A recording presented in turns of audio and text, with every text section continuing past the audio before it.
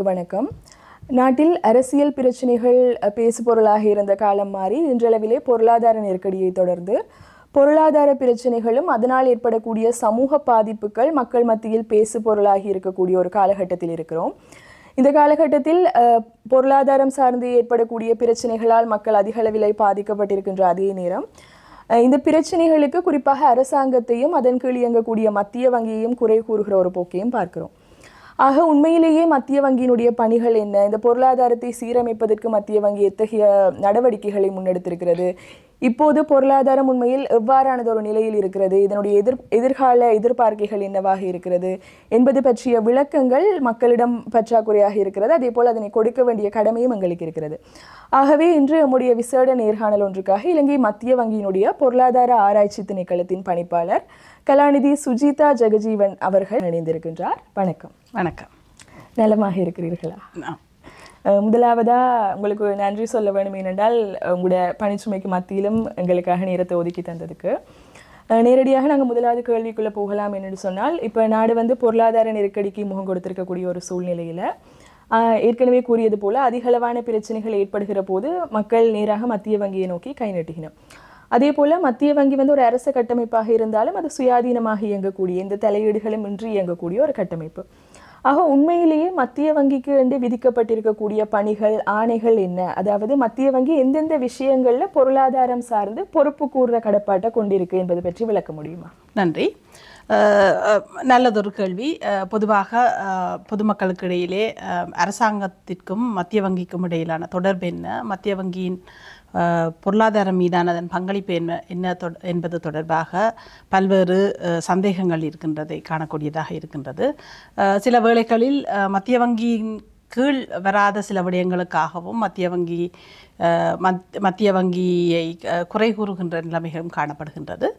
பொதுவாக உலகளாவிய ரீதியிலே நோக்குவமாக இருந்தால் கூட மத்திய வங்கிகளின் முக்கியமான கடப்பாடாக காணப்படுவது உறுதிப்பாடு தொடர்பான ஒரு குறிக்கோள் தான் மத்திய வங்கிக்கு பொறுப்பான விடயமாக இருக்கின்றது. இலங்கை மத்திய வங்கியை பொறுத்தவரையிலே ஆரம்பகால பகுதியிலே பல்வேறு குறிக்கோள்கள் மத்திய வங்கிக்கு வழங்கப்பட்டிருந்தது.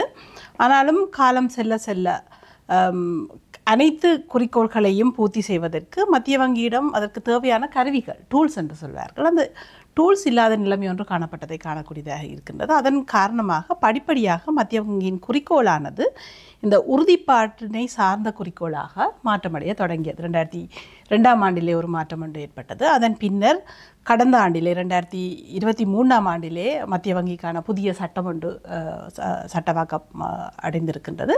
அந்த அடிப்படையிலே மத்திய வங்கியின் முக்கிய குறிக்கோளாக காணப்படுவது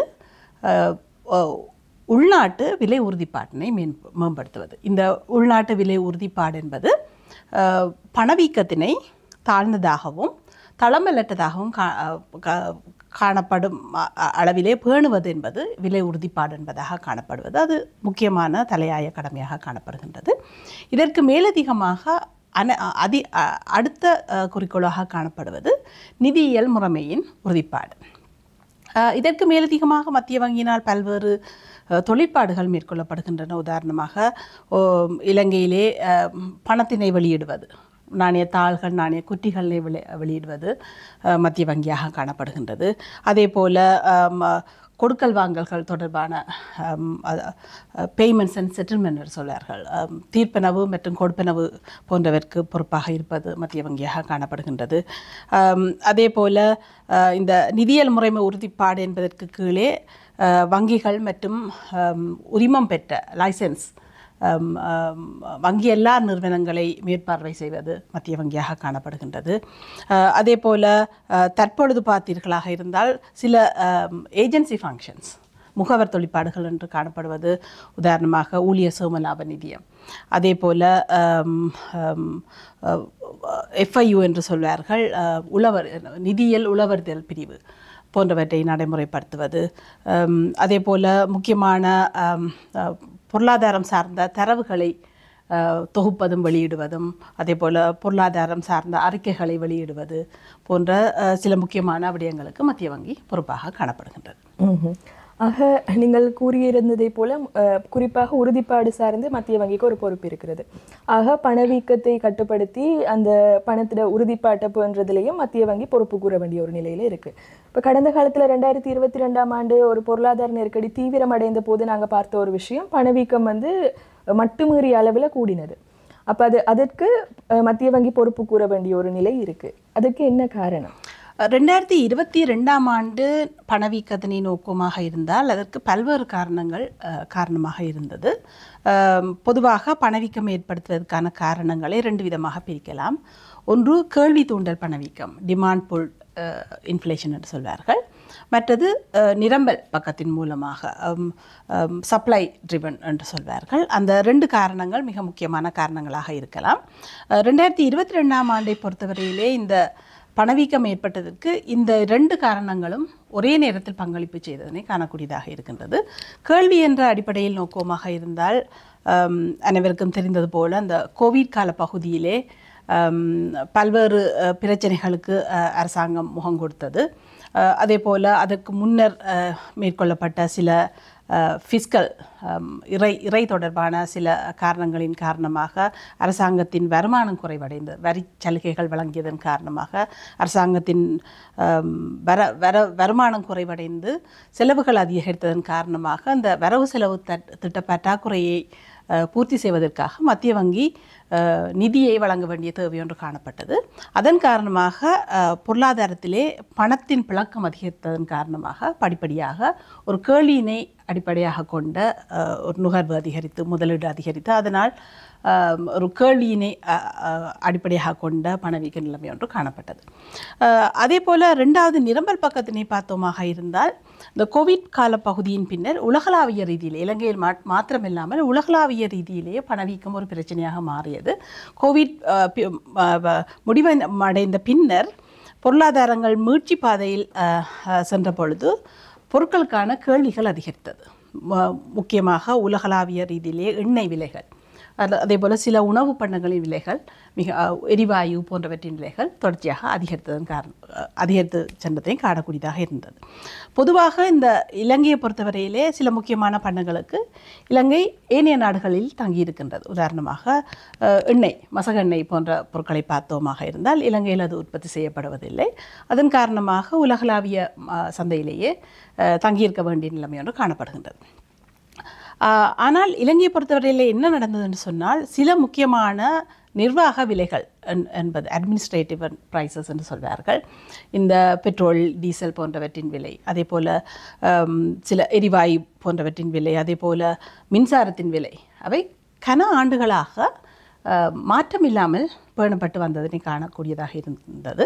அந்த நிலைமையிலே இந்த 2022ஆம் ஆண்டு அளவிலே உலகளாவிய ரீதியில் இவ்வாறான பொருட்களுக்கு மிக அதிகமாக விலை அதிகரித்த பொழுது ஒரு கட்டத்தில் அந்த விலைகளை திருத்த வேண்டிய தேவை ஒன்று வந்தது. கனகாலங்களாக இந்த திருத்தங்கள் மேற்கொள்ளப்படாததன் காரணமாக இந்த திருத்தமானது ஒரு மிக உயர்ந்த அளவிலே காணப்பட்டது. அந்த அட்ஜஸ்ட்மெண்ட்ஸ் சரியான பெருசாக காணப்பட்டது. அதே போல் செலாவணி வீதத்தினை பார்த்தோமாக இருந்தால் செலாவணி வீதமும் ஏறத்தாழ ஒரு டாலருக்கு 200 ரூபாவிலிருந்து 203 ரூபாவாக இருந்த செலாவணி வீதம் ஒரு கட்டத்திலே இலங்கையிலே செலாவணி, அந்நிய செலாவணி போதுமானதாக இல்லாத காரணத்தின் காரணமாக அதனை திருத்த வேண்டிய நிலைமை ஒன்று காணப்பட்டதன் காரணமாக ஏறத்தாழ 360-370 அளவிற்கு அதிகரித்தது. இவ்வாறு செலாவணி வீதம் அதிகரித்து அதே நேரம் உலக விலைகள் அதிகரித்ததன் காரணமாக இந்த இறக்குமதி செய்யப்படுகின்ற பொருட்களுக்கான விலைகளும் அதிகரிக்க தொடங்கியது. அதே போல் இலங்கையிலே அந்த காலப்பகுதியிலே ஒரு சேதன முறைமை, ஆர்கானிக் அக்ரிகல்ச்சர், அதனை நோக்கிய ஒரு கொள்கை வழிமுறை ஒன்று காணப்பட்டதன் காரணமாக சில முக்கியமான உணவுப் பொருட்களுக்கு தட்டுப்பாடு காணப்பட்டது. அதன் காரணமாக உணவுப் பொருட்களின் விலைகளும் அதிகரிக்க தொடங்கியது. இவ்வாறு பல காரணங்களுக்காக ஒரே நேரத்தில் இந்த விலைகள் அதிகரித்ததன் காரணமாக நான் ஏற்கனவே சொன்னது போல இந்த மின்சாரமாக இருக்கலாம் அல்லது பெட்ரோல், டீசல் போன்றவற்றின் விலைகள் அதிகரித்த பொழுது அதிலே தங்கியிருக்கின்ற ஏனைய சில விலைகளும் அதன் மூலமாக அதிகரித்ததன் காரணமாக இந்த ஒரு நேரத்தில் ஏற்பட்ட இந்த நிர்வாக விலைகளில் ஏற்பட்ட அதிகரிப்பு 2ஆம் கட்ட 3ஆம் கட்ட விலை அதிகரிப்புகளுக்கும் ஏற்பட்டதன் காரணமாக ஒரே நேரத்தில் பணவீக்கம் செப்டம்பர் மாதம் 22ஆம் ஆண்டு செப்டம்பர் மாதம் அளவிலே 69.8% என்க இலங்கை வரலாற்றிலேயே காணப்படாத ஒரு மட்டத்திற்கு சென்றதனை காணக்கூடியதாக இருந்தது. இதற்கு மத்திய வங்கி என்ன செய்தது என்று சொன்னால், ஏற்கனவே கூறியது போல பணவீக்கத்தை கட்டுப்படுத்துவதற்கு மத்திய வங்கிக்கு கடப்பாடு காணப்படுகின்றது. அதன் காரணமாக இந்த பணவீக்கத்தை கட்டுப்படுத்த வேண்டிய தேவைப்பாடு ஒன்று காணப்பட்டது. அதன் காரணமாக பார்த்தீர்களாக இருந்தால் பொதுவாக பணவீக்கம் தேவைப்பட்ட மட்டத்தை விட உயர்வாக காணப்படுகின்ற பொழுது பொருளாதாரத்தில் காணப்படுகின்ற கேள்வியினை அக்ரிகேட் டிமாண்ட் என்று சொல்வார்கள், அதனை கட்டுப்படுத்த வேண்டிய தேவை ஒன்று காணப்படுகின்றது. அதன் காரணமாக மத்திய வங்கியை பார்த்தோமாக இருந்தால் இந்த நாணய கொள்கை என்பது இந்த பணவீக்கத்தை முகாமை செய்வதற்காக மத்திய வங்கியினால் பயன்படுத்தப்படுகின்ற ஒரு கொள்கை. அந்த நாணய கொள்கை ஆனது இறுக்கமாக்கப்பட்டது. அந்த நாணய கொள்கை இறுக்கமாக்குவதை இலகுவாக வழங்கப்படுத்துவதாக இருந்தால் மத்திய வங்கியின் கொள்கை வட்டி வீதங்கள் மிக உயர்ந்த அளவிலே உயர்த்தப்பட்டன. கிட்டத்தட்ட 7% ஒரே நாளிலே கொள்கை வட்டி வீதங்கள் உயர்த்தப்பட்டன. அதற்கு மேலதிகமாக படிப்படியாக மேலும் சில மாதங்களில் மேலதிகமாக அதிகரித்ததன் காரணமாக இந்த நுகர்வு முதலீடு போன்றவற்கான கேள்வி மட்டுப்படுத்தப்படக்கூடியதாக இருந்தது. அதே போல் உலகளாவிய ரீதியிலும் இந்த சில பொருட்களுக்கான விலைகள் படிப்படியாக குறைய தொடங்கியது. அதே போல் செலாவணி வீதத்தினை பார்ப்போமாக இருந்தால் ஒரு மே மாதத்திலிருந்து 2022 மே மாதத்திலிருந்து ஒரு படிப்படியான குறைவொன்று காணப்பட்டு செலாவணி வீதம் உயர்வடைய தொடங்கியது, அப்ரிஷியேஷன் சொல்வார்கள். அதன் காரணமாக இந்த இறக்குமதி செய்யப்பட்ட பொருட்களுக்கான விலைகளும் படிப்படியாக குறைவதன் காரணமாக ஒரு வருட கால பகுதியிலேயே பணவீக்கத்தினை ஒரு ஒற்றை இலக்க மட்டத்திற்கு கொண்டு வரக்கூடியதாக இருந்தது. அந்த அடிப்படையிலே மத்திய வங்கியின் கொள்கைகள் இந்த பணவீக்கத்தை கட்டுப்படுத்துவதற்கு காரணமாக இருந்திருக்கின்றது. அதே போல் உலகளாவிய ரீதியில் ஏற்பட்ட இந்த நிரம்பலில் ஏற்பட்ட சாதகமான மாற்றங்களும் இந்த பணவீக்கத்தினை கட்டுப்படுத்துவதற்கு முக்கியமான பங்களிப்பினை செய்திருக்கின்றன. ஆனால் அதேவேளை இப்போ நீங்கள் கூறியிருந்தது போல பணவீக்கத்துக்கு எங்களால் கட்டுப்படுத்த முடியாத புறக்காரணிகள் ஒரு புறம் காரணமாக இருந்த போதும், குறிப்பாக நீங்களும் ஒரு விஷயத்தை சொல்லியிருந்தீங்க, இந்த உரக்கொள்கையும் ஒரு காரணமாக இருந்ததுண்டு. அதே மாதிரி சடுதியாக குறைக்கப்பட்ட வரிகளும் ஒரு காரணமாக இருந்தது. அப்படி அரசாங்கத்தினுடைய கொள்கை ரீதியிலான தீர்மானங்களும் இதுக்கு பங்களிப்பு செய்ததுன்றதை கடந்த காலங்களில் மத்திய வங்கியினுடைய ஆளுநரும் ஏற்றுக்கொண்டிருந்தார். ஆக இந்த அப்போதைய காலகட்டத்தில் மக்கள் மத்தியில் இருந்த ஒரு பெரிய கேள்வி என்னென்று சொன்னால், அரசியல்வாதிகள் அவர்கள் ஆட்சி மாற்றம் ஏற்படுகிற போது அவர்களுக்கு ஏற்ற மாதிரி கொள்கைகளை மாற்றுகிறார்கள். ஆனால் நன்கு படித்த பொருளாதாரத்தை நன்கு அறிந்த மத்திய வங்கி இருக்கிற போது அவர்கள் இந்த கொள்கைகளை இப்படி செய்யுங்கள் என்று ஏன் ஆலோசனை வழங்குவதில்லை என்ற ஒரு கேள்வி எழுப்பப்பட்டது. ஆக இவ்வாறான பொருளாதார தீர்மானங்களை மேற்கொள்கிற போது அரசாங்கத்துக்கு ஆலோசனை வழங்குவதில் மத்திய வங்கிக்கு எவ்வளவு தூரம் அதிகாரம் இருக்கிறது? மத்திய வங்கிக்கு அரசாங்கத்தின் ஆலோசகர் என்ற ஒரு வகிபாகம் ஒன்று காணப்படுகின்றது. அந்த அடிப்படையிலே வெளிப்படையாகவும் அல்லது மறைமுகமாகவும் ஒரு இரகசிய அறிக்கையின் அடிப்படையில் மத்திய வங்கியினால் ஆலோசனைகள் வழங்கப்படலாம். கடந்த ஏற்கனவே காணப்பட்ட சட்டத்தின்படி, நாணய விதி சட்டத்தின்படி ஒரு வரவு செலவு திட்டம் ஒன்று தயாரிக்கப்படுகின்ற பொழுது செப்டம்பர் மாதம் அளவிலே அரசாங்கத்திற்கு இது தொடர்பான பொருளாதார நிலைப்பாடு என்ன, பொருளாதாரத்தின் தோற்றப்பாடு என்ன, இவ்வாறான சவால்கள் காணப்படுகின்றன, அதே போல் சில ஆலோசனைகளை வழங்கி ஒரு அறிக்கை ஒன்று சமர்ப்பிக்க வேண்டும். அந்த அறிக்கைகள் ஒவ்வொரு வருடமும் செப்டம்பர் மாதம் 15ஆம் திகதி அளவில் வழங்கப்படும். அது தொடர்ச்சியாக மத்திய வங்கியினால் வழங்கப்பட்டது. அதே போல் மத்திய வங்கி இன்னொரு கடமைப்பாடு இருந்தது இந்த நாணய விதி சட்டத்தின்படி.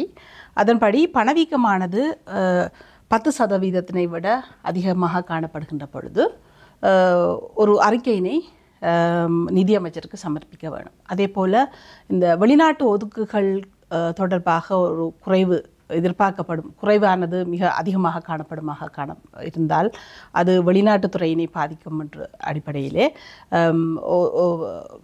அந்த சட்டத்தின் அடிப்படையிலே சில அறிக்கைகள் சமர்ப்பிக்கப்பட வேண்டியிருந்தது. அந்த அறிக்கைகளும் மத்திய வங்கியினால் சமர்ப்பிக்கப்பட்டிருந்தன. ஆகவே இந்த உரம் தொடர்பாக அல்லது வரி தொடர்பான விடயங்கள் மத்திய வங்கியுடன் நேரடியாக தொடர்புபடாத விடயங்கள், அது அரசாங்கத்தின் கொள்கைகள். அது தொடர்பான விடயங்களுக்கு மத்திய வங்கியின் ஆலோசனைகளை ஏற்றுக்கொள்வதா இல்லையா என்பது அரசாங்கத்தினை பொறுத்தது. எங்களால் ஆலோசனை வழங்கப்பட முடியும், ஆனால் அதில் மத்திய வங்கியின் நேரடியான தொடர்பு இருக்காது. அதே போல் இந்த மணி பிரிண்டிங் என்று பொதுவாக நாணய அச்சிடல் என்பது பொதுவாக எல்லோரும் பேசுகின்ற ஒரு விடயம். அது அளவுக்கு அதிகமாக மணி பிரிண்டிங் செய்தது பிள்ளை என்ற ஒரு விடயம் எல்லாராலும் குறிப்பிடப்படுகின்ற விடயம். அதன் பாதிப்பினை படிப்படியாக அந்த கேள்வி தூண்டல் பணவீக்கத்திலே அறிந்து கொள்ளக்கூடியதாக இருந்தது. ஆனாலும் அது அன்று இருந்த அந்த நாணய விதி சட்டத்தின் அடிப்படையிலே ஒரு சட்டத்துக்கு முரணான விடயம் அல்ல. நாணய விதி சட்டத்தின்படி அரசாங்கத்தின் திரைசேரி உண்டியல்களை மத்திய வங்கி வாங்கலாம். அது சட்டத்துக்கு முரணான ஒரு விடயம் அல்ல. சட்டத்துக்கு உட்பட்ட ஒரு விடயத்தின் அடிப்படையிலே இந்த நாணய அச்சிடலானது வழங்கப்பட்டது. ஆனால் அது அளவுக்கு அதிகமாக வழங்கப்பட்டது ஒரு பிரச்சனையாக மாறியதை ஏற்றுக்கொள்ளத்தான் வேணும். ஆனால் அந்த அந்த அந்த சூழ்நிலையிலே வேறு ஏதாவது வழிகள் இருந்ததா என்று சொன்னாலும் அது ஒரு பிரச்சனையான விடயம். ஏனென்றால் இந்த 2021 ஆண்டு இறுதி அளவிலே அல்லது 2022 ஆண்டு அளவிலே பொருளாதார நிலைமை பார்த்தமாக இருந்தால் அந்த கால பகுதியிலே இந்த ரேட்டிங் நாட்டின் ரேட்டிங் ஏற்கனவே மிக மோசமாக குறைவடைந்தது. அதன் காரணமாக அரசாங்கம் வெளிநாட்டிலிருந்து கடன் பெறுவது மட்டுப்படுத்தப்பட்டது. அதே போல் இந்த வரி சலுகைகள் போன்றவற்றின் காரணமாக ஏற்கனவே வரி வருமானமும் குறைந்ததன் காரணமாக அன்றாட விடயங்களை கொண்டு நடத்துவதற்கு வேறு ஏதோ ஒரு வழியிலிருந்து இந்த பணத்தினை பெற்றுக்கொள்ள வேண்டிய தேவை இருந்தது. அந்த வழி இந்த மத்திய வங்கியின் ஊடாக பூர்த்தி செய்யப்பட்டது. அது சட்டத்துக்கு உட்பட்டு செய்யப்பட்டது. ஆனால் அது சரியான அளவில் செய்யப்பட்டதா அல்லது அளவுக்கு அதிகமாக செய்யப்பட்டதா என்பது தான் இந்த பிரச்சனையாக காணப்பட்டது. ஆனால் அவ்வாறான பிரச்சனை எதிர்காலத்தில் ஏற்படாது. அது தொடர்பான விடயம், அது தொடர்பாக நான் இங்கு முக்கியமாக சொல்ல விரும்புகின்றேன் என்று சொன்னால், இந்த புதிதாக அறிமுகப்படுத்தப்பட்ட மத்திய வங்கி சட்டத்தின் அடிப்படையிலே இவ்வாறான நாணய நிதியிடலை மத்திய வங்கி அரசாங்கத்துக்கு வழங்க முடியாது. அதே போல் மிக முக்கியமான இன்னொரு மாற்றம் ஒன்று, சில முக்கியமான மாற்றங்கள் இந்த மத்திய வங்கி சட்டத்திலே உள்வாங்கப்பட்டிருக்கின்றன. அது எதிர்காலத்தில் இவ்வாறான மிக மோசமான பணவீக்க நிலைமைகளை கட்டுப்படுத்துவதற்கு உதவுவதாக இருக்கும். உதாரணமாக, நாங்கள் தற்பொழுது நடைமுறைப்படுத்தி வருகின்ற நாணய கொள்கை முறைமை என்பது நெகிழ்ச்சித்தன்மை வாய்ந்த பணவீக்க இலக்கிடல் முறைமை, ஃபிட் என்று சொல்வார்கள், ஃப்ளெக்சிபிள் இன்ஃப்ளேஷன் டார்கெட்டிங். அதே போல் அந்த ஃப்ளெக்சிபிள் இன்ஃப்ளேஷன் டார்கெட்டிங் நடைமுறைப்படுத்தப்படும் பொழுது இந்த செலாவணி கொள்கை எவ்வாறு இருக்க வேண்டும் என்று சொன்னால், ஃப்ளெக்சிபிள் எக்ஸ்சேஞ்ச் ரேட். இந்த ரெண்டு நாணய கொள்கையும் அதனோடு இணைந்த இந்த செலாவணி வீத கொள்கையும் எதிர்காலத்திலே இந்த பணவீக்கம் மோசமாக மாற்றமடையாமல் இருப்பதற்கு உதவி செய்யும். எவ்வாறு என்று சொன்னால், இந்த புதிய முறைமையின் அடிப்படையில், ஃபிட் என்கின்ற அந்த ஃப்ரேம்வொர்க்கின் அடிப்படையிலே அரசாங்கமும் மத்திய வங்கியும் இணைந்து இந்த பணவீக்கத்துக்காக ஒரு இலக்கொன்று தீர்மானிக்கும். அந்த இலக்கானது ஏற்கனவே கடந்த அக்டோபர் மாதத்தில் மத்திய வங்கியாலும் அரசாங்கத்தினாலும் சேர்ந்து ஒரு 5% பணவீக்கத்தை பேண வேண்டும் என்ற ஒரு இலக்கொன்று அடையப்பட்டிருக்கின்றது. அந்த 5%க்கு அண்மைத்ததாக பணவீக்கத்தை பேண வேண்டியது மத்திய வங்கியின் கடமையாக காணப்படுகின்றது. அவ்வாறு அதனை நாங்கள் ஒரு காலாண்டு சராசரி பணவீக்கம் என்று சொல்வோம். அவ்வாறு, அதாவது இப்போ உதாரணமாக ஜனவரி மாதத்திலிருந்து மார்ச் மாதம் என்று சொன்னால், ஜனவரி, பிப்ரவரி, மார்ச் இந்த 3 மாதத்தின் பணவீக்கத்தின் சராசரியை எடுத்து அந்த சராசரியானது இந்த 5% விட +or-2% என்று சொல்வார்கள். அதாவது 3% அல்லது 7%. பணவீக்கம் என்பது 3%க்கும் 7%க்கும் இடையிலே காணப்பட வேண்டும். அவ்வாறு காணப்படாமல் 2 காலாண்டு பகுதியில் தொடர்ச்சியாக இந்த பணவீக்கமானது 3% விட குறைவாகவோ அல்லது 7% விட அதிகமாகவோ தொடர்ச்சியாக 2 காலாண்டு பகுதியில் காணப்படுமாக இருந்தால் மத்திய வங்கி நிதி அமைச்சருக்கு ஒரு அறிக்கை ஒன்று சமர்ப்பிக்க வேண்டும். அந்த அறிக்கையானது பாராளுமன்றத்திற்கு சமர்ப்பிக்கப்பட வேண்டும். அது பின்னர் பொதுமக்களுக்காக பிரசுரிக்கப்பட வேண்டும். அது மீண்டும் அந்த பணவீக்கமானது இந்த 3க்கும் 7%க்கும் வரும் வரையிலும் அந்த அறிக்கை தொடர்ச்சியாக சமர்ப்பிக்கப்பட வேண்டும். அதன் காரணமாக மத்திய வங்கியானது பாராளுமன்றத்திற்கும் பொதுமக்களுக்கும் அதிக அளவில் பொறுப்பு கூட வேண்டிய தேவை ஒன்று காணப்படுகின்றது. அதே போல் இந்த ஃபிட் ஃப்ரேம்வேர்க்கினுடன் இணைந்த இந்த ஃப்ளெக்சிபிள் எக்ஸ்சேஞ்ச் ரேட் என்பது எவ்வாறு காணப்படுமாக இருந்தால், ஒரு நாட்டிலே செலாவணி வீதமானது சந்தை சக்திகளால் தீர்மானிக்கப்பட வேண்டும் என்பது, அதாவது டிமாண்ட் அண்ட் சப்ளை. இந்த செலாவணி வீதத்தினையும் நாங்கள் ஒரு விலை என்று எடுத்துக்கொள்ளலாம். ஒரு விலையானது ஒரு பொருளின் விலை எவ்வாறு தீர்மானிக்கப்படுமாக இருந்தால் அந்த பொருளுக்கான தேவை எவ்வாறு இருக்கின்றது, அந்த பொருளுக்கான நிரம்பல் எவ்வாறு இருக்கின்றது என்ற அடிப்படையிலே ஒரு பொருளின் விலை தீர்மானிக்கப்படும். அதே போல தான் இந்த செலாவணி வீதமும் தீர்மானிக்கப்படும். உதாரணமாக செலாவணி ஒரு $1 என்று பார்த்தோமாக இருந்தால் டொலருக்காக கேள்வி இருக்கின்றது இறக்குமதியாளர்களிடம் இருந்து. அதே போல் வெளிநாட்டுக்கு பயணம் செய்பவர்கள் அல்லது கல்வி தேவைகள் இருக்கலாம். அதே போல் அரசாங்கம் இந்த கடன்களை மீள செலுத்துவதற்காக இந்த $1க்கான கேள்வி இருக்கலாம். நிரம்பல் என்று பார்த்தோமாக இருந்தால் இந்த ஏற்றுமதியாளர்களிடம் இருந்து வருகின்ற ஏற்றுமதி வருமானம், சுற்றுலாத்துறையிலிருந்து வருகின்ற வருமானம். அதே போல் இந்த தொழிலாளர் பண அனுப்புதல்கள், ரெமிட்டன்ஸ் என்று சொல்வார்கள். இந்த ரெமிட்டன்ஸ் என்பவற்றினூடாக எங்களுக்கு $1 கிடைக்கின்றது. ஆகவே $1க்கான தேவைக்கும் $1க்கான கிடைப்பனவுக்கும் அடிப்படையிலே ஒரு நாளாந்த அடிப்படையிலே செலாவணி வீதம் தீர்மானிக்கப்படும். இங்கே மத்திய வங்கியின் தலையீடு எங்கே காணப்படும் என்று சொன்னால், ஒரு நாளுக்கு இடையிலே இந்த செலாவணி வீதமானது மிக அதிகமாக மாறுமாக இருந்தால் மாத்திரம் மத்திய வங்கி தலையிடும். அதனை மீறி வேறு விடயங்களுக்காக மத்திய வங்கி தலையிடாது. அதே போல் இந்த ஒதுக்குகளை, அதாவது வெளிநாட்டு ஒதுக்குகள் என்று சொல்வார்கள், க்ராஸ் ஆஃபிஷியல் ரிசர்வ்ஸ் என்று சொல்வார்கள், அதனை கட்டி எழுப்ப வேண்டிய தேவையும் மத்திய வங்கியிடம் காணப்படுகின்றது. ஆகவே மத்திய வங்கி மேலதிகமாக $1 ஒரு சந்தையிலே காணப்படுமாக இருந்தால் அதனை கொள்ளளவு செய்யலாம். கொள்ளளவு செய்து இந்த க்ராஸ் ஆஃபிஷியல் ரிசர்வ்ஸை அதிகரிக்கலாம்.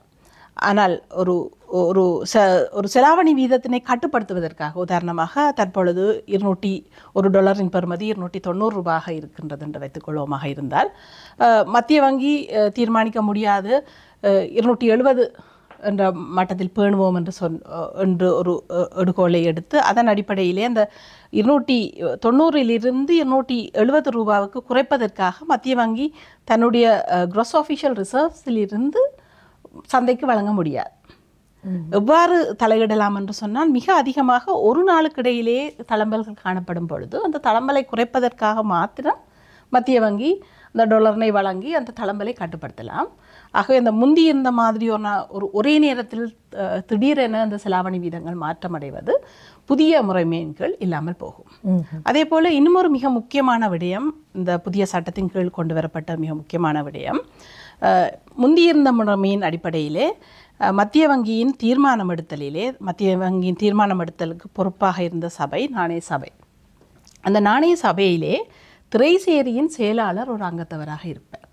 அதன் காரணமாக இந்த மத்திய வங்கியின் தீர்மானம் எடுத்தல்களில் அரசாங்கத்தின் மறைமுகமான தலையீடுகளுக்கு சாத்தியங்கள் காணப்படுகின்றது. வட்டி வீதத்தினை தீர்மானிப்பதாக இருக்கலாம், அல்லது அரசாங்கத்திற்கு பணம் அச்சிட வேண்டுமா இல்லையா என்பதை தீர்மானிப்பதாக இருக்கலாம். அந்த விடயங்களில் ஒரு மறைமுகமாக திரைசேரி செயலாளரின் அரசாங்கத்தின் மறைமுக தலையீடு மத்திய வங்கியின் தீர்மானம் எடுத்தலில் சாத்தியமாக இருந்தது ஏற்கனவே இருந்த முறையின் அடிப்படையிலே. ஆனால் தற்பொழுது இருக்கின்ற முறையின் அடிப்படையிலே அரசாங்கத்தின் பிரதிநிதிகள் மத்திய வங்கியின் கொள்கை தீர்மானம் எடுத்தலில் ஒரு அங்கத்தவராக இல்லாததன் காரணமாக மத்திய வங்கி சுயாதீனமாக தீர்மானத்தை எடுக்க வேண்டும். அவ்வாறு சுயாதீனமாக தீர்மானம் எடுக்கும் பொழுது மத்திய வங்கியின் தீர்மானத்தினால் ஏற்படுகின்ற விளைவுகளுக்கு மத்திய வங்கி பொறுப்பு கூற வேண்டியதாக இருக்கின்றது. ஆக முன்னரை விடவும் மத்திய வங்கி சுயாதீன கட்டமைப்பாக மாற்றியமைக்கப்பட்டது. சுயாதீனம் மாத்திரமில்லை, சுயாதீனம் அனைவரும் பேசுகின்ற விடயம். மத்திய வங்கி ஒரு இண்டிபெண்டன்ட் இன்ஸ்டிடியூஷனாக வந்துவிட்டதுன்றது. அந்த இன்ஸ்டிடியூஷன் இண்டிபெண்டன்ட் ஆகியது மாத்திரமில்லாமல் மத்திய வங்கிக்கு தற்பொழுது பொறுப்பு கூறும் கடமை மிக அதிகமாக காணப்படுகின்றது. நான் ஏற்கனவே சொன்னது போல பணவீக்கம் இலக்குகளிலிருந்து மீறும் பொழுது அறிக்கை சமர்ப்பிக்க வேண்டும். அதற்கு மேலதிகமாக இன்னும் ஒரு கடப்பாடம் ஒன்று இருக்கின்றது.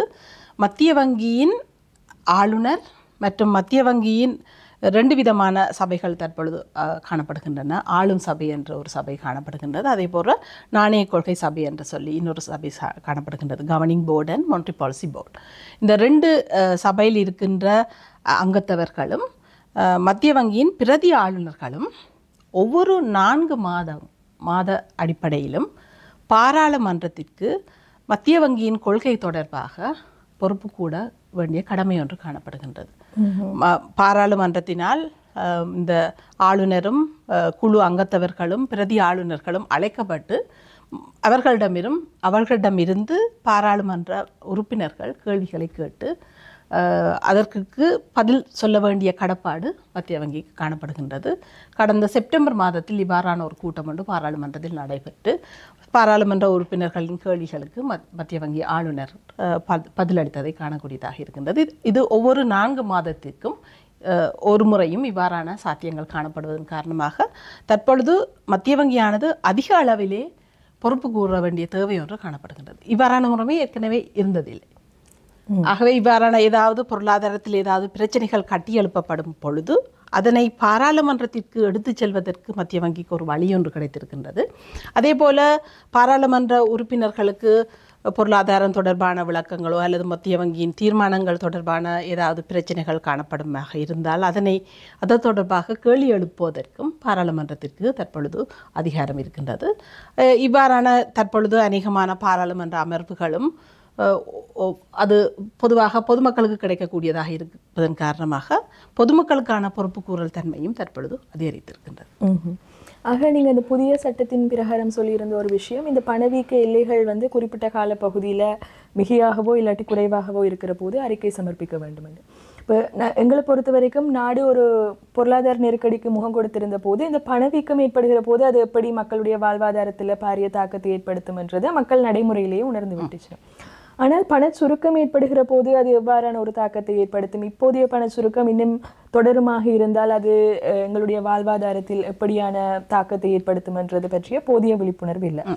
ஆக அந்த தாக்கம் என்னவாக இருக்கும் என்றது பற்றி விளக்கம் அளிக்கிறதோட இப்போ இந்த பண சுருக்க நிலைமை தொடராமல் இருக்கிறதுக்கு மத்திய வங்கி என்ன நடவடிக்கைகள் எடுத்திருக்கு என்றும் தெளிவுபடுத்த முடியுமா? பொதுவாக பண சுருக்கம் என்று மாக இருந்தால் சில பொருளாதாரங்களில் பணச்சுருக்கம் என்பது ஒரு பிரச்சனையாகவே மாறி இருக்கின்றது. தொடர்ச்சியாக விலைகள் குறைவடைவது ஒரு பிரச்சனையாக மாறி இருக்கின்றது. பொதுவாக அனைவராலும் குறித்து காட்டப்படுகின்ற ஒரு உதாரணம் ஜப்பானில் கடந்த காலங்களில், தற்பொழுது இல்லை, கடந்த காலங்களில் தொடர்ச்சியாக விலை குறைவடைந்தது ஒரு பிரச்சனையாக மாறியது. ஆனால் இலங்கையிலே தற்பொழுது ஒரு பணச்சுருக்க நிலைமை ஒன்று மாறி இருக்கின்றது. கடந்த 3 மாதங்களாக பணச்சுருக்க நிலைமை ஒன்று காணப்படுகின்றது. அதற்கான காரணத்தினை நோக்கமாக இருந்தால் அது ஒரு தற்காலிக காரணமாகவே காணப்படுகின்றது. முக்கியமாக பார்த்தீர்களாக இருந்தால் மார்ச் மாதத்திலும் ஜூலை மாதத்திலும் இந்த மின்சார கட்டணங்களில் ஒரு குறைப்பொன்று ஏற்பட்டிருக்கின்றது. அதன் காரணமாகவே பெருமளவிலே அதே போல சில பெட்ரோலிய விலைகளிலும் சில குறைப்பு ஏற்பட்டது. அதே போல் தண்ணிக்கான கட்டணத்தில் ஒரு குறைப்பு ஏற்பட்டது. அதே போல் சில உணவுப் பொருட்களின் விலைகளும் குறைவடைந்ததன் காரணமாக அந்த தற்பொழுது ஒரு பணச்சுருக்க நிலைமை ஒன்று காணப்படுகின்றது. ஆனால் தற்பொழுதுள்ள பணச்சுருக்கமானது ஒரு பாரிய பொருளாதார பிரச்சனையாக மாறுவதற்கான சாத்தியங்கள் குறைவாக காணப்படுகின்றது. ஏனென்றால் தற்பொழுது மத்திய வங்கியின் எதிர்கூறலின் அடிப்படையில் இந்த பணச்சுருக்க நிலைமையானது இந்த காலாண்டிலும், அதாவது இந்த வருடம் முடிவடையும் பகுதியிலும், அதே போல் அடுத்த காலாண்டிலும் மார்ச் மாதம் அளவிலே இந்த பணச்சுருக்க நிலைமை காணப்படும் என்று தற்பொழுது இருக்கிற அறிவுகள் காணப்படுகின்றது. அதில் மாற்றங்கள் ஏற்படலாம். ஏதாவது புதிதாக தரவுகள் வரும்பொழுது அதில் மாற்றங்கள் ஏற்படலாம். இது ஒரு தற்காலிக நிலைமையாகவே மத்திய வங்கி தற்பொழுது கவனத்தில் கொள்கின்றது. இருந்த பொழுதிலும் அது தற்காலிக காரணமாக இருக்கலாம் அல்லது நிரம்பலினால் ஏற்பட்ட காரணமாக இருக்கலாம். ஆனால் மத்திய வங்கிக்கு இந்த அறிக்கையை சமர்ப்பிக்க விட வேண்டிய தேவைப்பாடு காணப்படுகின்றது. என்ன காரணத்திலாக இருந்தாலும் 3% குறைவாகவும் 7% கூடுதலாகவும் பணவீக்கம் அதிகரிக்குமா காணப்படுமாக இருந்தால் அறிக்கையை சமர்ப்பிக்க வேண்டும். அதற்கான அறிக்கைகள் தற்பொழுது சமர்ப்பிக்கப்பட்டு பாராளுமன்றத்திற்கு சமர்ப்பிப்பதற்கு தயாராக இருக்கின்றன. மிக விரைவிலே அது வெளியிடப்படும். அது தொடர்பாக இவ்வாறு பணவீக்கமானது தொடர்ச்சியாக குறைவடைந்ததன் காரணமாகவும் தற்பொழுது பணச்சுருக்க நிலைமை காணப்படுவதன் காரணமாகவும் மத்திய வங்கியினால் இந்த கொள்கை வட்டி வீதங்கள் குறைக்கப்படுவதற்கு சாத்தியங்கள் காணப்பட்டது. 2023ஆம் ஆண்டு ஜூன் மாதத்திலிருந்து படிப்படியாக இந்த கொள்கை வட்டி வீதங்கள் குறைக்கப்பட்டதை காணக்கூடியதாக இருக்கின்றது. தற்பொழுது ஒரு ஒற்றை கொள்கை வட்டி வீத முறைமைக்கு மத்திய வங்கி மாறி இருக்கின்றது. அந்த அடிப்படையிலே கொள்கை வட்டி வீதங்கள் 8% குறைந்திருக்கின்றது. இது கிட்டத்தட்ட ஒரு 7-8% குறைவாக காணப்படுது. நாங்கள் 2022ஆம் ஆண்டிலே காணப்பட்ட மிக உச்சமான கொள்கை வட்டி வீதங்களில் இருந்து இப்பொழுது கொள்கை வட்டி வீதங்கள் குறைந்திருக்கிறது. அதிகரித்திருக்கின்றது. இந்த கொள்கை வட்டி வீதங்கள் குறைவடையும் பொழுது இவ்வாறான மாற்றங்கள் ஏற்படும் என்று சொன்னால், கொள்கை வட்டி வீதங்கள் மாறும் பொழுது முதலாவதாக இந்த வணிக வங்கிகள் தமக்கிடையிலே செய்கின்ற கொடுக்கல் வாங்கலுக்கான வட்டி குறையும். வணிக வங்கிகள் மத்திய வங்கியுடனான செய்கின்ற கொடுக்கல் வாங்கல்களுக்கான வட்டி குறையும். அதன் காரணமாக இது படிப்படியாக ஏனைய வட்டி வீதங்களை குறைக்கும். இப்பொழுது பார்த்தீர்களாக இருந்தால் 2022ஆம் ஆண்டுடன் ஒப்பிடும் பொழுது வங்கிகளின் வட்டி வீதங்கள் குறைவடைந்திருக்கின்றன. வைப்பு வீதங்களாக இருந்தாலும் சரி, கடன் வழங்கல் வீதங்களாக இருந்தாலும் சரி, அது குறைவடைந்திருக்கின்றன. இவ்வாறு வட்டி வீதங்கள் குறைவடைகின்ற காணப்படுகின்ற பொழுது என்ன நடக்கும் என்று சொன்னால், பொருளாதாரத்திலே இந்த கேள்விகள் கட்டியெடுப்பப்படும். நுகர்வு தொடர்பான கடன்கள் அதிகரிக்கும், நுகர்வுகள் அதிகரிக்கும், அதே போல் முதலீடு அதிகரிக்கும். இது படிப்படியாக பொருளாதாரத்திலே இந்த அக்ரிகேட் டிமாண்ட் என்பதை அதிகரித்து அதன் மூலமாக பணவீக்கத்தினை பழைய மட்டத்திற்கு கொண்டு வருவதற்கு காரணமாக இருக்கும்.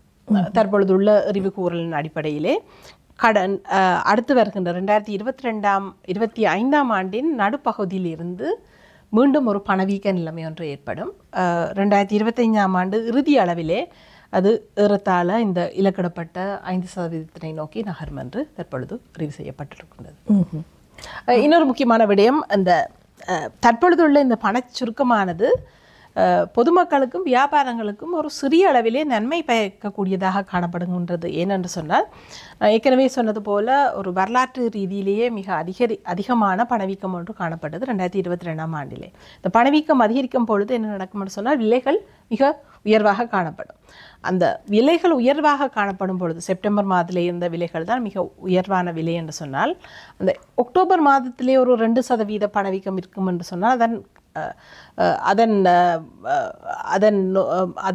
விளக்கத்தினை நோக்கமாக இருந்தால் 2022ஆம் ஆண்டு செப்டம்பர் மாதத்தில் இருந்த விலைகளில் இருந்து இன்னும் ஒரு 2% அதிகரித்திருக்கின்றது. ஒரு வரலாற்று ரீதியிலேயே ஒரு மிக மோசமான பணவீக்க நிலைமை காணப்பட்டதன் காரணமாக பண சுருக்கம் ஏற்படும் பொழுது பொதுமக்களுக்கும் வியாபாரங்களுக்கும் ஒரு தற்காலிக சலுகை ஒன்று வழங்கப்படுகின்ற விலைகள் குறைவடைந்திருக்கின்றது. பணவீக்கம் 2 விதமாக இருக்கின்றதுன்னு சொன்னால் அது விலைகள் குறையும் என்ற அர்த்தம் இல்லை. பணவீக்கம் குறைந்திருக்கிறது, விலையில் ஏற்படுகின்ற அதிகரிப்பு குறைவடைந்திருக்கின்றது. ஆனால் பண சுருக்கம் என்பது விலைகள் குறைவடைவதை காட்டுகின்றது. ஆகவே அந்த மிக உச்சமாக போன விலைகள் ஓரளவுக்கு குறைவதற்கான சாத்தியங்கள் காணப்படுவதன் காரணமாக ஒரு தற்காலிகமாக மக்களுக்கு ஒரு சலுகையை வழங்கக்கூடிய சாத்தியமும் காணப்படுகின்றது. ஆனால் இந்த சலுகை வழங்கலோ இல்லாட்டி நாங்கள் கூறியிருந்தது போல இப்போ 2022ஆம் ஆண்டில் தான் பொருளாதார நெருக்கடி என்பது உச்சம் பெற்றிருந்தது. இப்போ அந்த கால பகுதியில் இருந்த எண்கணிய விஷயங்களோட இப்போது இருக்கிற எண்கணிய விஷயங்களை ஒப்பிட்டு பார்க்கிற போது பொருளாதாரம் முன்னேற்றம் அடைந்திருப்பதாகத்தான் காண்பிக்கப்படுகிறது. பணவீக்கம் குறைவடைந்திருக்கிறது, வெளிநாட்டு பண அனுப்பல்கள் அதிகரித்திருக்கிறது, சுற்றுலா வருமானம் அதிகரித்திருக்கிறது, கையிருப்பு அதிகரித்திருக்கிறது. ஆனால் இவை எதுவுமே தங்களுடைய வாழ்க்கை தரத்திலோ இல்லாட்டி வாழ்வாதார செலவுகளிலோ பிரதிபலிக்கவில்லை என்கிற ஒரு கரிசனை மக்கள் மத்தியில் இருக்கிறது. இந்த பொருளாதாரம் முன்னேற்றம் அடையக்கூடிய அளவுக்கு அதற்கு சமாந்தரமாக அவை மக்களுடைய வாழ்க்கை தரத்தில் பிரதிபலிக்காதது ஏன்? இது ஒரு மிக முக்கியமான கேள்வி. பொருளாதாரம் வளர்ச்சி அடையும் பொழுது அது ஏதோ ஒரு தரப்பினருக்கு நன்மை பயக்கும். ஆனால் அது எல்லாருக்கும் போய் சேர்றதா இல்லையான்றது தான் இங்கே பிரச்சனை. பொருளாதாரம் வளர்ச்சி அடையும் பொழுது உதாரணமாக அக்ரிகல்ச்சர் 8% அதிகரித்திருக்குன்னு சொன்னால் அந்த அக்ரிகல்ச்சரில் ஈடுபடுகின்ற யாரோ ஒரு சிலருக்கு அந்த நன்மை போயிருக்கும், கட்டாயம் போயிருக்கும். அதே மாதிரி பணவீக்கம் விலைகள் குறையும் பொழுது அந்த பொருட்களை வாங்குகின்ற பொதுமக்களுக்கு ஒரு நன்மை வந்திருக்கும். ஆனால் எல்லாருக்கும் அது சமமாக போய் சேர்ந்திருக்கின்றதா இல்லையா என்பது கேள்விக்குரிய விடயம். ஆனால் அவ்வாறு எல்லாருக்கும் அது போய் சேர்ந்ததை உறுதி செய்வதற்கு மத்திய வங்கி ஏதாவது செய்யலாமா இல்லையான்னு சொன்னால் இல்லை. மத்திய வங்கியிடம் இருக்கின்ற கருவிகளை வைத்துக்கொண்டு மத்திய வங்கியை பொறுத்தவரையிலே ஒரு பொருளாதார ரீதியிலே உறுதிப்பாட்டை மேம்படுத்துவது தான் மத்திய வங்கியின் கடப்பாடு. அந்த அடிப்படையிலே மத்திய வங்கி பணவீக்கம் கட்டுப்படுத்தப்பட்டிருக்கின்றது. அதே போல் இந்த க்ராஸ் ஆஃபிஷியல் ரிசர்வ்ஸ் 2022ஆம் ஆண்டு காணப்பட்ட மட்டத்தை விட மிக உயர்வாக காணப்படுகின்றது இப்பொழுது. அதே போல் செலாவணி வீதம் ஒரு ஒரு ஒரு ஒரு ஸ்டெடியான ஒரு நிலைமைக்கு வந்திருக்கின்றது. பெறுமதி உயர்வடைந்த ஒரு ஸ்டெடியான அடிப்படையில் ஏற்பட்டிருக்கின்றது. அதே போல் சுற்றுலா போன்ற விடயங்களிலிருந்து வருமானங்கள் வருகின்றது. இப்போ சுற்றுலா அதிகரிக்கும் பொழுது சுற்றுலாத்துறையில் இருக்கின்ற ஒரு ஹோட்டல் வைத்திருப்பவர்களுக்கு அந்த நன்மை வரும். அதே போல் ஹோட்டல் வைத்திருப்பவருக்கு மாத்திரம் இல்லை, சுற்றுலா பயணிகள் இந்த ஒவ்வொரு இடங்களுக்கும் செல்லும் பொழுது அந்த சின்ன சின்ன வியாபாரிகளிடம் இருந்து பொருட்களை வாங்கும் பொழுது அவர்களுக்கு அந்த நன்மைகள் வரும்பொழுது சிலருக்கு அந்த நன்மைகள் வந்திருக்கின்றது, ஆனால் எல்லாருக்கும் அது இல்லை. அதே போல் இந்த வியாபாரங்கள் விருத்தி அடையும் பொழுது என்ன நடக்கும்னு சொன்னால், உதாரணமாக ஒரு கட்டடத்துறையாக இருந்தால் கட்டடத்துறையை பொறுத்தவரையில் இன்னும் ஒரு மிகப்பெரிய வளர்ச்சி ஒன்று இன்னும் வர இல்லை, நிர்மாணத்துறை கன்ஸ்ட்ரக்ஷன் சொல்வார்கள். ஆனால் அந்த கட்டடத்துறை மீண்டும் ஒரு படிப்படியான ஒரு நல்ல நிலைமைக்கு வரும்பொழுது என்ன நடக்கும்னு சொன்னால், அந்த கட்டட தொழிலாளர்களுக்கு வேலை கிடைக்கும். அவ்வாறு வேலை கிடைக்கும் பொழுது அவர்களுக்கான வருமானம் அதிகரிக்கும். இது ஒரு ஆரம்ப நிலைமை என்ற அடிப்படையில் தான் நாங்கள் இங்கு ஏற்றுக்கொள்ள வேண்டும் என்று சொன்னால், 2022ஆம் ஆண்டு ஒரு பொருளாதாரம் மிக மோசமான நிலைமையின் மாறிய பொழுது அனைவரினதும் மிக முக்கியமான குறிக்கோளாக காணப்பட்டது, எங்களுக்கு கிடைக்க வேண்டிய அத்தியாவசியமான பொருட்கள் கிடைக்க வேண்டும், அதுக்கு அந்நிய செலாவணி வேணும். அந்த நிலைமை இப்பொழுது பூர்த்தி செய்யப்பட்டிருக்கின்றது. இப்பொழுது இந்த டொலருக்கான தட்டுப்பாடு இல்லை. அதே போல் முக்கியமான பொருட்கள், எரிபொருட்களுக்கான கியூ இல்லை, எரிவாயுக்கான கியூ இல்லை. அந்த நிலைமைகள் இப்பொழுது மாற்றம் அடைந்திருக்கின்றது. அந்த உறுதிப்பாடு பேணப்பட்டதன் காரணமாகத்தான் தற்பொழுது இந்த வளர்ச்சியை பற்றி எங்களால் பேசக்கூடிய மாதிரியாக இருக்கின்றது. 2022ஆம் ஆண்டிலே யாருமே வளர்ச்சியை பற்றி பேசவில்லை என்றால் அந்த நிலைமையிலே எங்களுடைய மீட்சி என்பது முக்கியமாக இருந்தது. தற்பொழுது அந்த மீட்சியானது ஓரளவுக்கு அடையப்பட்டிருக்கின்றது. ஆகவே படிப்படியாக ஏனைய கொள்கைகளின் மூலமாகத்தான் இந்த வளர்ச்சியோ அல்லது எல்லோருக்கும் இந்த சமமான பங்களிப்பு இருக்க வேண்டும் என்பது அது மத்திய வங்கியின் குறிக்கோள்களுக்கும் மத்திய வங்கியின் காணப்படும் கருவிகளுக்கும் அப்பாற்பட்ட ஒரு விடயம்.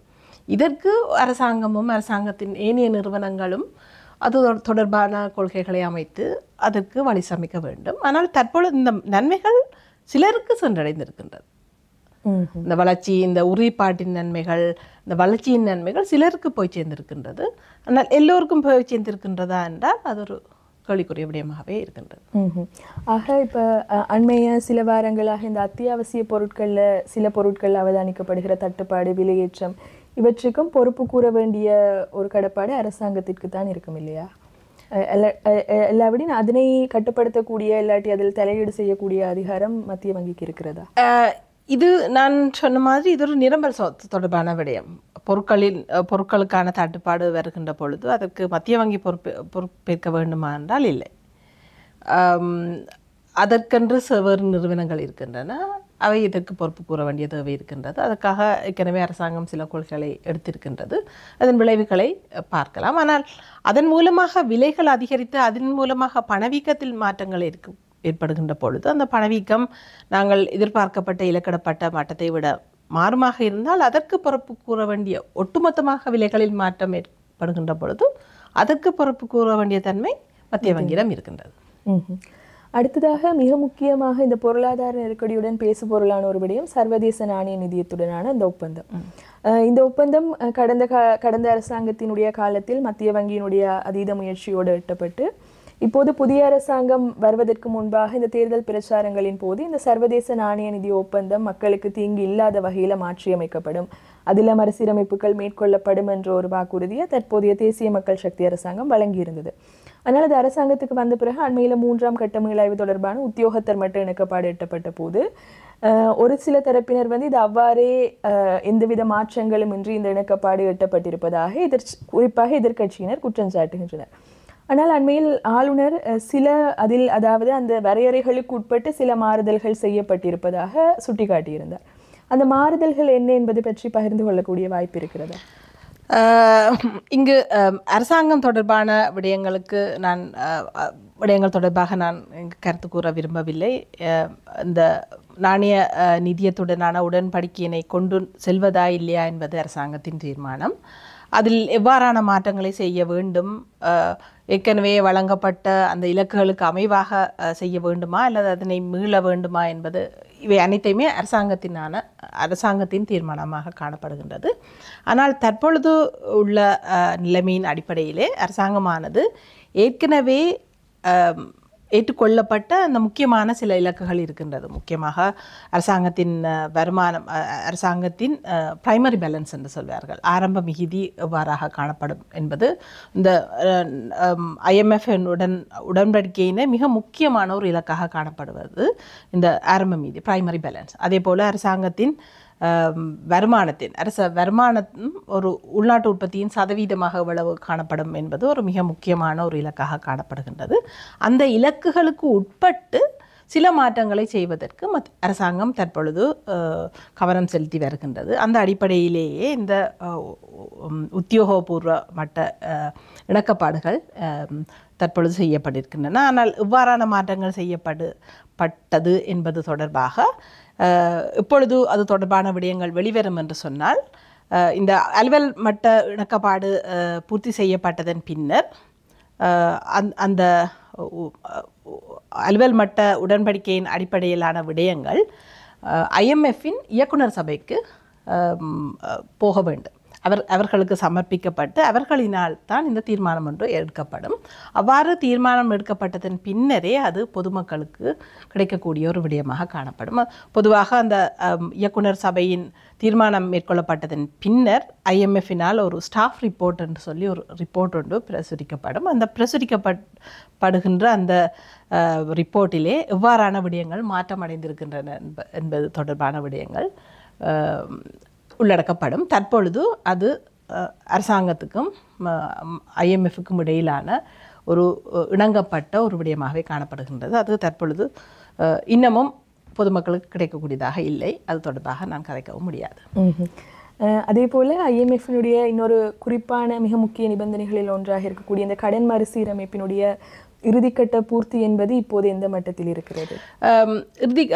கடன் மறுசீரமைப்பை பொறுத்தவரையிலே நான் ஏற்கனவே பல விடயங்களில் இது பற்றி கலந்துரையாடி இருக்கின்றேன். இருந்த பொழுதும் சுருக்கமாக இதனை சொல்கின்றேன். இலங்கையை பொறுத்தவரையிலே, இலங்கையின் வெளிநாட்டு கடனை பொறுத்தவரையிலே 3 விதமான கடன்கள் காணப்படுகின்றது. ஒன்று பல்புடை நிறுவனங்களினுடான கடன், அதாவது IMF, வேர்ல்ட் பேங்க், ADB போன்ற நிறுவனங்களினுடனான கடன். அது நிறுத்தப்படவில்லை. அது தொடர்ச்சியாகவே அரசாங்கத்தினாலும் மத்திய வங்கியினாலும் தொடர்ச்சியாக மீளச் செலுத்தப்பட்டு வந்திருக்கின்றது. 2வது விடயம் இந்த இருப்புடை தொடர்பான கடன், அதாவது 2 நாடுகளுக்கு இடையிலான கடன், இலங்கைக்கும் இந்தியாவுக்கும் இடையிலான கடன், இல்லை இலங்கைக்கும் ஜப்பானுக்கும் இடையிலான கடன், அவ்வாறான கடன்கள் தொடர்பான ஒரு நிபந்தனைகள் ஜூன் மாதத்தில் எட்டப்பட்டு அது தொடர்பான உடன்படிக்கைகள் 2 நாடுகளுக்கு இடையிலான உடன்படிக்கைகள் தற்பொழுது நடைபெற்று வருகின்றன. அந்த உடன்படிக்கையை பூர்த்தி செய்யப்பட்டதன் பின்னர் இது தொடர்பான மீள் செலுத்தல்கள் ஆரம்பிக்கப்படும். 3வது கடன் வர்த்தக கடன் சொல்வார்கள், கமர்ஷியல் டெட். இந்த கமர்ஷியல் டெட்டுக்கு இடையிலே 2 மிக முக்கியமான கூறு காணப்படுகின்றது. ஒன்று ISB என்று சொல்லப்படுகின்ற இந்த நாட்டுக்கான பன்னாட்டு முறிகள். ISB என்பது மிக முக்கியமான கூறாக காணப்படுகின்றது. இன்னொன்று CDB என்று சொல்வார்கள், சைனா டெவலப்மெண்ட் பேங்கினுடைய கடன். இந்த சைனா டெவலப்மெண்ட் பேங்கினுடைய கடன் தொடர்பான நிபந்தனைகள் எட்டப்பட்டு அது தொடர்பான உடன்படிக்கைகள் தற்பொழுது மேற்கொள்ளப்படுகின்றன. இந்த ISB தொடர்பாகவும் ஒரு நிபந்தனைகள் தொடர்பான இணக்கப்பாடு செப்டம்பர் மாதத்தில் அடையப்பட்டு தற்பொழுது அந்த பழைய போன்ஸை கொடுத்து புதிய போன்ஸை பரிமாற்றுவதற்கான அந்த கோரல் ஒன்று தற்பொழுது வழங்கப்பட்டிருக்கின்றது. இது 12ஆம் தேதி நாளை அது முடிவடைகின்றது.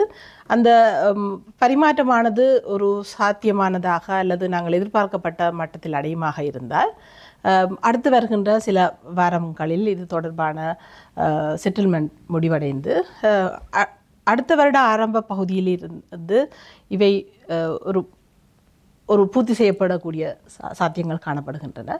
ஆகவே அடுத்த வருட ஆரம்ப பகுதியில் இருந்து நாம் இந்த டிஃபால்ட் என்ற ஸ்டேட்டஸில் இருந்து முழுவதற்கான சாத்தியங்கள் தற்பொழுது அதிகமாக காணப்படுகின்றன.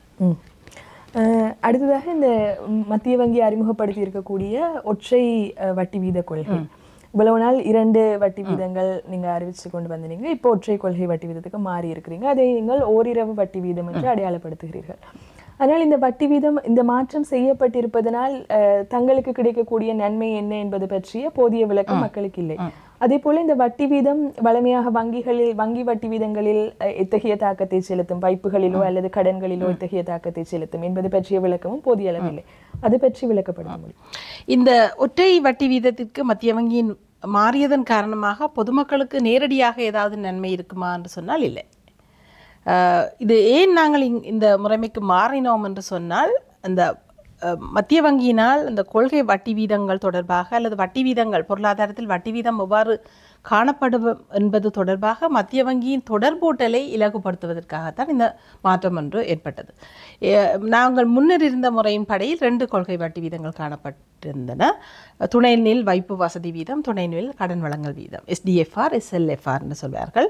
அதாவது ஒரு வீதம் குறைந்த வீதம் வட்டி வீதமாக காணப்படும், கூடிய வீதம் கடன் வழங்கல் வீதமாக காணப்படும். இந்த வட்டி வீதமோ வைப்பு வீதமோ அல்லது கடன் வழங்கல் வீதமோ வணிக வங்கிகள் வைப்பு செய்வதற்காக மத்திய வங்கியில் வைப்பு செய்வதற்காக பயன்படுத்துகின்ற வீதமாகவும், வணிக வங்கிகள் மத்திய வங்கியிடம் இருந்து கடன் வாங்குகின்ற வீதமாகவும் காணப்படுகின்றது. இந்த பொதுவாக நாங்கள் கொள்கை வட்டி வீதங்களை அதிகரிக்கும் வட்டி வீதங்கள் தொடர்பான தீர்மானங்களை வெளிப்படுத்தும் பொழுது இந்த 2 வீதங்கள் காணப்படுவதன் காரணமாக ஒரு வர்த்தக வணிக வங்கிகளை பொறுத்தவரையிலோ அல்லது பொதுமக்களுக்கு இடையிலோ ஒரு மிக தெளிவான நிலைமை ஒன்று காணப்படுவதில்லை. எந்த வட்டி வீதத்தினை நாங்கள் கவனத்தில் எடுக்க வேண்டும். உதாரணமாக அந்த முதல் இருந்த வீதத்தினை பார்த்தீர்களாக இருந்தால் வைப்பு வீதம் 8.2% இருந்தது, கடன் வழங்கல் வீதம் 9.2% இருந்தது. ஆகவே ஒரு தனிநபர், ஒரு வியாபாரமாக இருக்கலாம் அல்லது ஒரு தனிநபராக இருக்கலாம், தான் ஒரு கடனுக்காக செல்லும் பொழுது ஒரு வர்த்தக வங்கி 17 வீதம் அறவிட அடுகின்றதுன்னு சொன்னால், அந்த 17 வீதத்தினை எந்த வட்டி வீதத்துடன் ஒப்பிடுவது என்ற குழப்பம் ஒன்று காணப்படும். 8.2% ஒப்பிடுவதா அல்லது 9.25% ஒப்பிடுவதா என்ற குழப்பம் ஒன்று காணப்படும். அதே போல வணிக வங்கிகளுக்கும் இந்த குழப்பங்கள் காணப்படலாம். அதே போல நாங்கள் முன்னர் இருந்த முறைமையிலே பார்த்தீர்களாக இருந்தால் இந்த 8.25%க்கும் 9.25%க்கும் இதனை ஒரு கொள்கை இடைவெளி என்று சொல்வோம், பாலிசி கொரிடோர். அந்த கொரிடோர் என்னத்துக்கு பாவிக்கப்படும் என்று சொன்னால், அந்த வர்த்தக வங்கிகள் தமக்கிடையே கொடுக்கல் வாங்கல்கள் செய்கின்ற பல வட்டி வீதங்கள் காணப்படுகின்றது. அந்த வட்டி வீதங்களின் குறைந்த எல்லையாகவும் கூடிய எல்லையாகவும் காணப்படும். இந்த கடன் வழங்கல் வீதம் கூடிய எல்லையாக காணப்படும், வைப்பு வீதம் குறைந்த எல்லையாக காணப்படும். அப்போ அந்த 2 வட்டி வீதங்களுக்கும் இடையிலே ஒரு 1% இடைவெளி ஒன்று காணப்படும். 8.25%க்கும் 9.25%க்கும் இடையில 1% வேறுபாடு காணப்பட்டது. அந்த வணிக வங்கிகள் தங்களுக்கு இடையிலே இந்த கடன்களை மாற்றுகின்ற பொழுது இதில் எங்கே தங்களுக்குரிய அந்த கடனை அடைய வேண்டும் என்பது தொடர்பாக ஒரு குழப்பம் ஒன்று காணப்படும். 9.25% அல்லது 9 வீதமா 8.75% எது சரியான வீதம் என்பது தொடர்பாக ஒரு குழப்பம் ஒன்று காணப்பட்டது. அதன் காரணமாகவே நாங்கள் இப்பொழுது என்ன செய்திருக்கிறோம் என்று சொன்னால், அந்த வீதம் என்ன என்பதை அறிவித்திருக்கின்றோம். 8%. அந்த 8% காணப்படும் பொழுது அவர்களுக்கு அது இலகுவாக இருக்கும். தங்களுடைய கடனுக்கான வீதங்களை எங்கே தீர்மானிக்க வேண்டும் என்பது ஒரு இலகுவானதாக காணப்படும். அதே போல் நான் ஏற்கனவே சொன்னது போல் இந்த ஃபிட் முறைமை என்று சொன்னான், அந்த ஃபிட் முறைமையிலே ஒரு தொழிற்பாட்டு இலக்கு ஒன்று காணப்படுகின்றது. அந்த தொழிற்பாட்டு இலக்கு என்பது அழைப்பு பண வீதம் என்பது ஒரு தொழிற்பாட்டு இலக்காக காணப்படுகின்றது.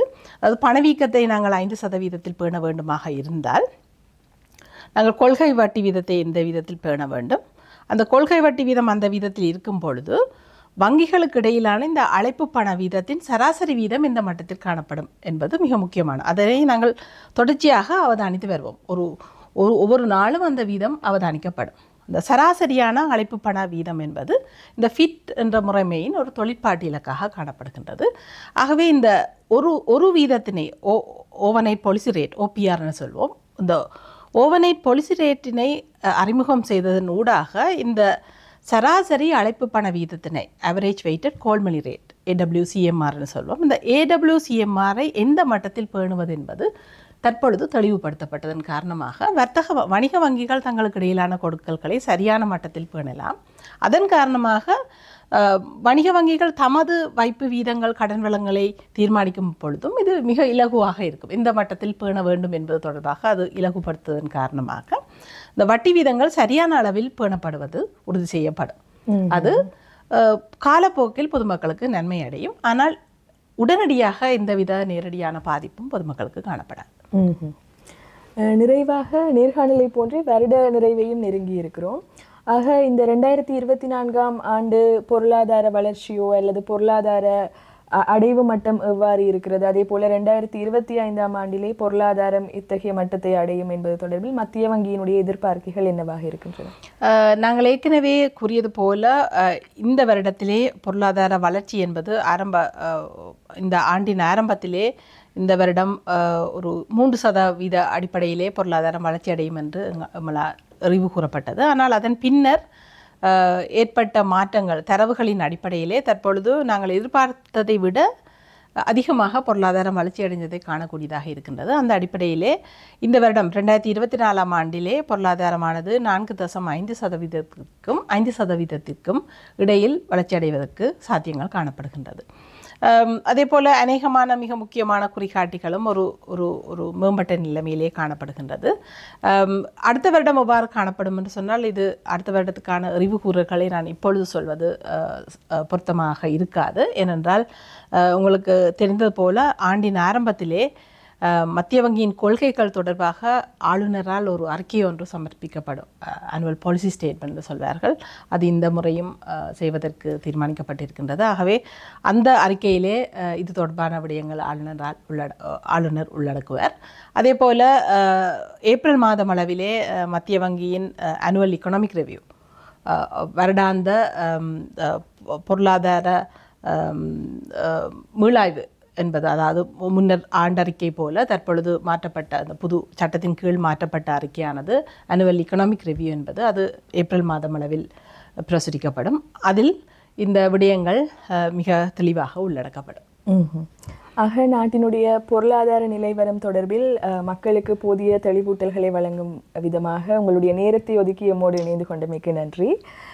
நேயர்களே, இன்று எம்மோடு இலங்கை மத்திய வங்கியின் பொருளாதார ஆராய்ச்சி திணைக்களத்தினுடைய பணிப்பாளர் கலாநிதி சுஜிதா ஜெகஜீவன் அவர்கள் இணைந்திருந்தார். அவர் நாட்டின் தற்போதைய பொருளாதார நிலைவரம், அதே போன்று பொருளாதாரத்தில் எந்தெந்த கூறுகளுக்கு மத்திய வங்கி பொறுப்பு கூற வேண்டிய நிலையில் இருக்கிறது, அதே போன்று தற்போதைய பொருளாதார நிலைவரம் மக்களுடைய வாழ்க்கை தரத்தில் எத்தகைய தாக்கங்களை ஏற்படுத்தும், எதிர்கால எதிர்பார்ப்புகள் என்னவாக இருக்கிறது என்பன உள்ளடங்களாக பல்வேறு விடயங்களை பகிர்ந்து கொண்டார். அவருடைய தெளிவுபடுத்தல்கள் உங்களுக்கான விளக்கங்களை வழங்கி இருக்கும் என நம்புகின்றோம். மீண்டும் பிரிதொரு நேர்காணலில் உங்களை சந்திக்கும் வரை உங்களிடமிருந்து விடைபெறுகின்றோம். நன்றி.